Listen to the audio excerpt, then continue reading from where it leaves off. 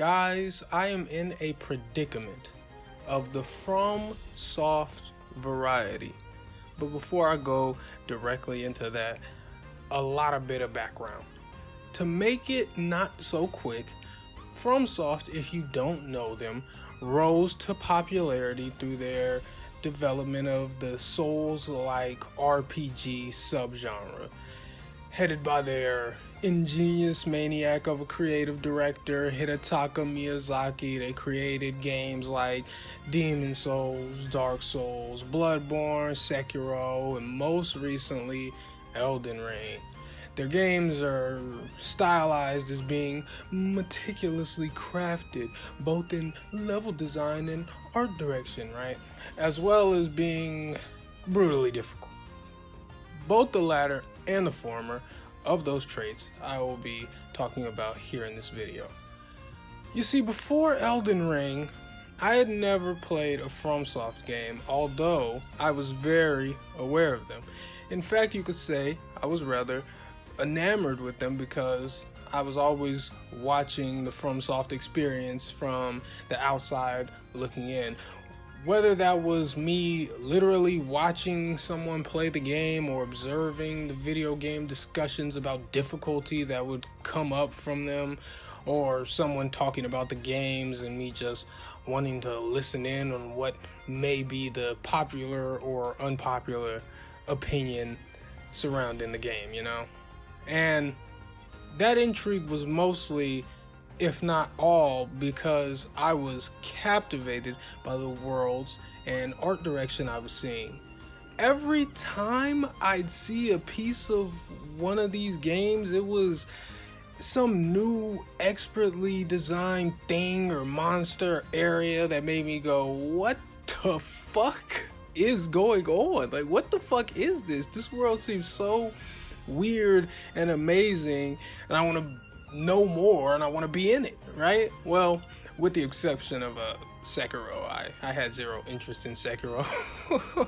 But other than that, I was always awestruck or awe-stricken, whatever, I don't know, by their dark fantasy takes, right? So at this point, you might say, well, stupid, if you thought it looked so cool, why didn't you just play it? Well, firstly, you just hurt my feelings by calling me stupid. And secondly, I'll tell you why I didn't play them. It's quite simple. I was fully intimidated by what I'd come to know about the difficulty of these games. See, here's the thing. I don't like quitting games. It is very rare that I don't complete a game that I've started. And by complete, I mean beat the main story or quest line, not 100% get every achievement or platinum trophy, whatever. Don't semantics me to death. I typically, 96 or so % of the time, beat the games I play. And that's because I don't just start shit I'm not interested in or that I think will annoy me on purpose. Ultimately, if the fun I'm having on a game is being outweighed by just being a bad game or maybe some design choices I just personally don't enjoy, I'll either stop playing or just try to speed through to the end. And in the event of me trying to speed through something I'm not particularly enjoying, if I'm met with too much adversity on top of my lack of enjoyment, I'm just gonna put the game down. As a side note, this happened to me with Final Fantasy 13. That game is actually just bad. And I was like, whatever, I'll just get through this horrible nonsense. And then when I got killed by a boss more than a few times around chapter 10 or late chapter 9 or some shit, I was like, what am I doing?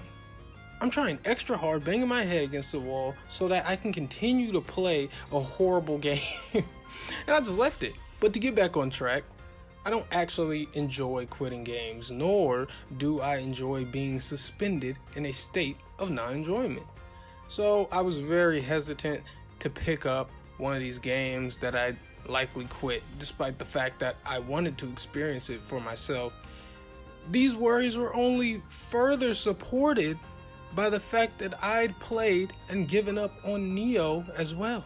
If you don't know Neo, it is a Souls-like, meaning it takes heavy inspiration from Dark Souls. And not only is Neo a Souls-like, it is one of the biggest out there.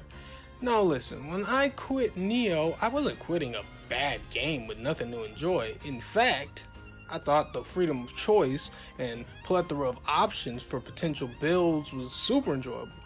But I always found myself wishing it was in a more chill game. Honestly, I didn't get stopped in my tracks on Neo. Like, that is to say, a boss didn't beat me until I gave up. In fact, the last thing I did on Neo was defeat the Yumibozu boss about a third of the way through the main mission line. After I won, I simply didn't play it again. I defeated every challenge put in my path up to the point that I stopped, but it was nothing but brutal challenge after brutal challenge with no reprieve. And frankly, it became more muscle-clenchingly stressful than it was enjoyable. I spout off all this background as the reason why I hadn't played the FromSoft games that I was so intrigued with from a distance. Now you might be saying, if you like the world, but were scared of the games, just watch some lore videos. But that wasn't what I wanted. I wanted to be entrenched in the world and delve firsthand into the twisted dark fantasy immersion that FromSoft had crafted, right? So fast forward to the release of Elden Ring, and that's exactly what I did. For the first time, I was experiencing the FromSoft mastercraft firsthand. And it was brutal. It fucking hurt. And I'm not going to get into everything that I think was wrong with the game. There was certainly more right to me. But still, I'm not going to get into everything I thought was wrong with the game, because that's not what I'm here to do. But yes, the game fucking hurt. I wanted to stop playing several times, but the enormous hype of the game kept me coming back. I'd choose to stop playing, and then I'd be on Twitter, and it's all anyone is talking about. Oh, I beat this boss, I got this item, blah, blah, blah. And because I'm an egotistical gamer, I go back to the game huffing and puffing, thinking, well, if they can do it, I can do it, right? I was so tired of anything I tried to do in the game amounting to some grand hurdle that I really had to get my feet under me for. Like, when can I rest? So eventually, I found a good grinding spot. Actually, a few, as the community just kept discovering better and better ones, and I ground the fuck up. And when I did finish grinding, to an exorbitant level, I might add, I went out and tested my newfound strength. And now, several areas were now rendered mostly child's play. It was amazing. I was finally free to roam the lands between and explore every nook and cranny like I wanted to, with within the areas that posed little to no threat to me anymore. When I inevitably got somewhere that was kicking my ass again, or displayed any more of a challenge than I was willing to put up with, right back to the grind. Right back to the fucking grindstone. And again, more areas were rendered trivial. Of course, not the late game and in-game areas, which managed to be a pain in my ass even at level 250, but still, the game definitely makes sure nothing is ever truly not a threat, but it felt good forcing the game to feel normal. I had to force the game to feel normal and not having to surmount a grand feat at every turn. So here I am at the end of my Elden Ring journey, having done all that I'm willing to do. And I still, however, look at the past FromSoft games with gleaming eyes. Mainly Bloodborne and Demon Souls remake because of how gorgeous it is. Those are mainly the ones I peer over at every now and again. And I feel like I want to dive into those worlds as well. But do I really want to put up with the horrible, crushing pain of the FromSoft style again? And without the luxuries that Elden Ring brought to the table in making the game a little less horrible than its predecessors. Namely summons, the ability to just leave and go somewhere else. And will I be able to find a good grind spot? And even if I do, I'm sure the challenge never truly goes away if the other games are anything like Elden Ring, and they are certainly something like Elden Ring. Anyway, it's Waifu Lecter, and I am in the same predicament I was in pre-Elden Ring, caught between a rock and a good art place.